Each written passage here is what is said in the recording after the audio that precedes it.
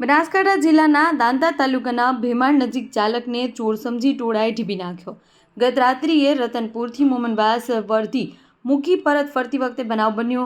નારગઢનો રિક્ષા ચાલક વર્ધી મૂકી રાત્રે ભેમાણ નજીક લઘુશંકા કરવા ઊભો હતો ત્યારે ટોળાએ ખાતરી કર્યા વગર ઢીબી નાખ્યો। પીડિતનો મોબાઈલ પડાવી લીધો અને તું ચોર છે કહી સાંભળ્યા વગર માર માર્યો। અંદાજે 50થી 60 લોકોના ટોળાએ હુમલો કર્યો। ઘાયલ રિક્ષા ચાલકને સારવાર અર્થે દાંતા રેફરલ હોસ્પિટલ ખસેડવામાં આવ્યો છે। ગત રાત્રે ટોળા દ્વારા માર મારતો વિડીયો સોશિયલ મીડિયા પર વાયરલ થયો છે। દાંતા પોલીસ મથકે રિક્ષા ચાલક દ્વારા ફરિયાદ કરાઈ છે। પાલનપુરના કુંભાસણમાં કુળદેવી કૃપા જ્વેલર્સમાં ચોરીની ઘટના। કુંભાસણ ગામે ગ્રાહકના સ્વાંગમાં આવેલા અજાણ્યા ઈસમોએ ચોરીને અંજામ આપ્યો। વેપારીની નજર ચૂકવી ચોર ઈસમો સોના ચાંદીના દાગીના લઈ પલાયન। ચોરીની સમગ્ર ઘટના દુકાનમાં લાગેલ સીસીટીવીમાં કેદ। 1.98 લાખના દાગીનાની ચોરી થયાની ગઢ પોલીસ મથકે ફરિયાદ નોંધાઈ। દુકાન માલિક ઈશ્વરભાઈ ઠાકોર બે અજાણ્યા ઈસમો સામે ફરિયાદ નોંધાવી સમગ્ર ઘટનાને મામલે જિલ્લા પોલીસ વડા દ્વારા એલસીબી સહિત ગઢ પોલીસની ટીમો બનાવીને તપાસ હાથ ધરી।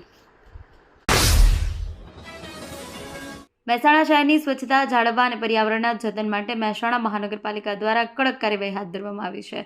2026ના પ્રારંભિક 2 માસ એટલે કે જાન્યુઆરી અને ફેબ્રુઆરી દરમિયાન મનપાની ટીમોએ શહેરના વિવિધ વોર્ડમાં તપાસ હાથ ધરી ગંદકી ફેલાવતા અને પ્રતિબંધિત પ્લાસ્ટિકનો ઉપયોગ કરતા કુલ 985 નાના મોટા વેપારીઓ સામે દંડાત્મક પગલાં ભર્યા છે। મહેસાણા લોકલ ક્રાઇમ બ્રાન્ચની ટીમે નંદાસણ પોલીસ સ્ટેશન વિસ્તારમાં પેટ્રોલિંગ દરમિયાન બાતમીના આધારે 2 શખ્સને ચોરીના મોટરસાયકલ સાથે ઝડપી કાયદેસર કાર્યવાહી હાથ ધરી છે। એલસીબી સ્ટાફના માણસો જ્યારે સરકારી અને ખાનગી વાહનોમાં પેટ્રોલિંગમાં હતા એ દરમિયાન એએસઆઈ પિયુષ કુમાર અને હેડ કોન્સ્ટેબલ રમેન્દ્રસિંહને ખાનગી રાહે સંયુક્ત બાતમી મળી રાજપુર કલાપી હોટલ પાસેથી શંકાસ્પદ વાહનો પસાર થવાના છે। ઊંઝાગંજ બજારમાં દૈનિક નવા જીરાની 12,000 બોરીની આવક થઈ છે। બજારમાં સુપર જીરાના ભાવ મણે 4,250થી 4,300 સુધી જોવા મળ્યા। નવા જીરાના અન્ય ભાવોની વાત કરીએ તો બેસ્ટ જીરાના ભાવ મણે 4,000થી 4,100, જ્યારે મીડિયમ જીરાના ભાવ 3,700થી 4,000 અને એવરેજ જીરાનો ભાવ 3,600થી 3,700 સુધી જોવા મળ્યા। વિજાપુર એસટી ડેપો પર જાહેર સ્થળોએ પાન મસાલાની પિચકારી મારી ગંદકી કરનારાઓ સામે ગુજરાત રાજ્ય માર્ગ પરિવહન નિગમ દ્વારા કડક કાર્યવાહી કરવામાં આવી છે। 12 ફેબ્રુઆરી 2026થી 28 ફેબ્રુઆરી 2026 દરમિયાન થયેલ ચકાસણીમાં કુલ 27 વ્યક્તિઓને સ્થળ પરથી ઝડપી પાડવામાં આવ્યા છે। તેની પાસેથી કુલ ₹1,350નો દંડ વસૂલવામાં આવ્યો છે।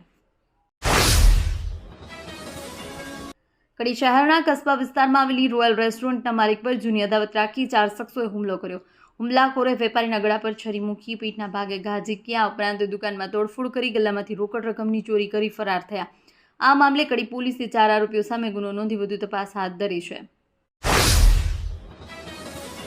ઊંઝા તાલુકાના મહેરવાડા ગામે આવેલી મહેરવાડા અનુપમ પ્રાથમિક શાળા ખાતે રાષ્ટ્રીય વિજ્ઞાન દિવસની ઉજવણી કરવામાં આવી। ઉજવણી અંતર્ગત વિદ્યાર્થીઓએ સ્વયં બનાવેલી 40 જેટલી કૃતિઓનું પ્રદર્શન કર્યું। રાષ્ટ્રીય વિજ્ઞાન દિવસ નિમિત્તે આયોજિત કાર્યક્રમમાં બાળકોએ ઘરે બનાવેલા વિવિધ વૈજ્ઞાનિક પ્રયોગોનું નિદર્શન કર્યું। પ્રયોગો દ્વારા તેમણે વિજ્ઞાનના સિદ્ધાંતોને સરળતાથી સમજાવવાનો પ્રયાસ કર્યો હતો। ઊંઝા નજીક એડોર ગામે આવેલા સુપ્રતિતસિંહ ગણપતિ મંદિરે આગામી 3 માર્ચ 2026ના રોજ ચંદ્રગ્રહણને કારણે દર્શનના સમયમાં ફેરફાર કરવામાં આવ્યો છે। પૂનમના દિવસે બપોરે 2 વાગ્યાથી રાત્રિના 8:30 વાગ્યા સુધી મંદિર સંપૂર્ણપણે બંધ રહેશે।